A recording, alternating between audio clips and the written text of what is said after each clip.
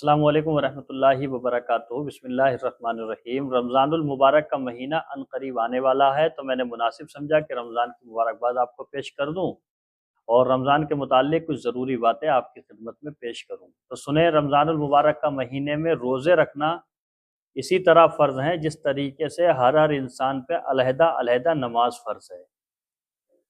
رمضان المبارک کا مہینہ برکتوں والا ہے۔ اسی مہینے میں قرآن پاک کو اللہ تعالیٰ نے نازل فرمایا، اور مہینوں کے مقابلے میں اس مہینے میں عبادت کرنا زیادہ ثواب رکھتا ہے۔ لیکن ایسا نہیں ہے کہ اس مہینے میں ہم اور آپ پانچوں ٹائم کی نماز ادا کریں اور دوسرے مہینوں میں نماز ادا نہ کریں۔ جس طریقے سے رمضان کے مہینے میں 5 ٹائم کی نماز فرض ہے، اسی طریقے سے دوسرے مہینوں میں بھی 5 وقت کی نماز فرض ہے۔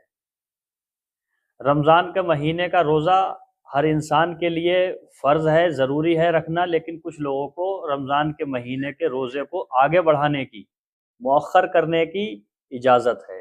یعنی وہ لوگ اس وقت روزہ نہ رکھیں لیکن آگے رکھیں گے۔ وہ کون کون لوگ ہیں؟ تو وہ 11 لوگ ہیں، یعنی 11 طرح کے انسان ایسے ہیں جو رمضان شریف کے مہینے کے روزے کو نہ رکھیں، روک سکتے ہیں لیکن آگے رکھنا پڑے گا۔ وہ نام یہ، وہ 11 لوگ یہ ہیں، ایک بار سنیں۔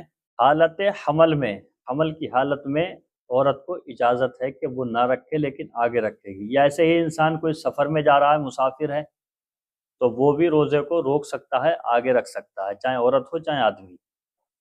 حیض اور نفاس کے دن، جو عورتوں کو حیض اور نفاس آتے ہیں ان کو روزہ نہ رکھنے کی اجازت ہے، لیکن آگے چل کے روزے رکھنے پڑیں گے۔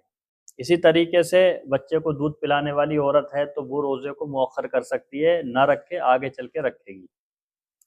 بیماری ہے، زیادہ کرری بیماری انسان کو لاحق ہو گئی تو وہ روزے نہ رکھے لیکن صحیح ہونے کے بعد رکھے گا۔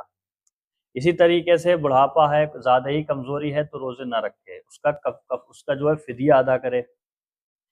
اسی طریقے سے کوئی انسان بیمار ہے یا اس کو موت کا ڈر ہے، خطرہ ہے، تو وہ روزہ چھوڑ سکتا ہے لیکن صحیح ہونے کے بعد روزہ رکھے گا۔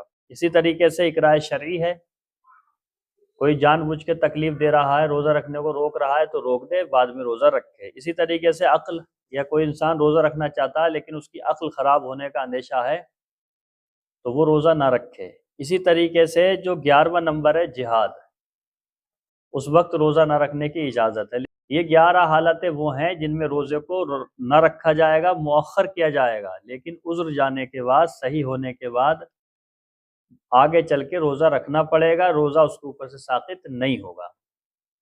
اسی طریقے سے کہ رمضان المبارک کا مہینہ آ رہا ہے، اس میں چاند دیکھنے کا آپ اور ہم اہتمام کریں، کیونکہ علماء فرماتے ہیں 5 مہینے کے چاند کا ذکر حدیث پاک میں آیا ہے، دیکھنے کو واجب قرار دیا گیا ہے۔ یعنی 5 مہینے ایسے ہیں کہ ان مہینوں کے چاندوں کو دیکھو تو آپ کا واجب کا ثواب ملے گا، یعنی ثواب بھی ملے گا، حدیث پہ عمل بھی ہو جائے گا، علماء کے قول پہ عمل بھی ہو جائے گا، اور آپ کو چاند دیکھنے کا اہتمام بھی ہو جائے گا۔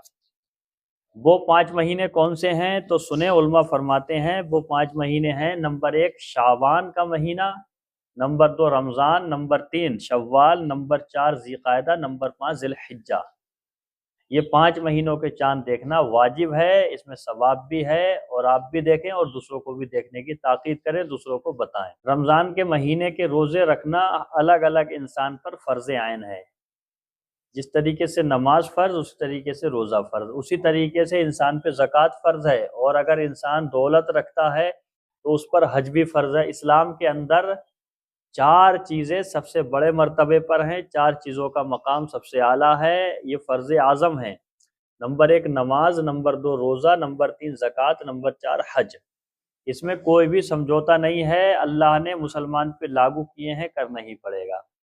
ایک چیز اور سمجھیں، اگر ہمارے اور آپ کے روزہ رکھنے سے، نماز پڑھنے سے ہمارا اور آپ کا ہی فائدہ ہے، اللہ کا کوئی فائدہ نہیں ہے اس میں۔ ہم رکھیں نہ رکھیں، معاذ اللہ کے اوپر کوئی فرق نہیں پڑنے والا۔ اگر ہم رکھیں گے تو اللہ خوش ہوگا، ہم نہیں رکھیں گے تو اللہ کی طرف سے عذاب ہمارے لیے عطا کیا جائے گا۔ عبادات کرنے میں بندے کا ہی فائدہ ہے، اللہ کا اس میں کوئی فائدہ نہیں۔